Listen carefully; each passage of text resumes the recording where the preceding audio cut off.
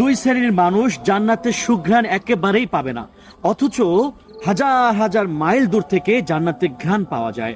রাসূলুল্লাহ সাল্লাল্লাহু আলাইহি ওয়াসাল্লাম বলেছেন, আমি আমার দুই শ্রেণীর উম্মত সম্পর্কে তোমাদেরকে জানাচ্ছি, যাদেরকে আমি দেখিনি। তারা এমন হবে যারা জান্নাতের সুসংবাদ পাবে না।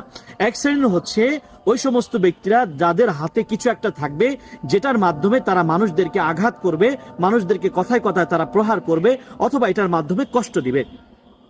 আরেক শ্রেণী হচ্ছে যে সমস্ত নারীরা পোশাক পরে উলঙ্গ থাকবে। হাদিসের মধ্যে আসছে কাসিয়াতুন আরিয়াতুন, যারা পোশাক পরবে কিন্তু তারপরও তাদেরকে উলঙ্গ দেখাবে। এই সমস্ত নারীরা যাদের মাথার উপরে যারা চুল এমন ভাবে বাঁধবে মনে হবে যে উটের পিঠের কুজের মতো তারা বেঁধে রেখেছে।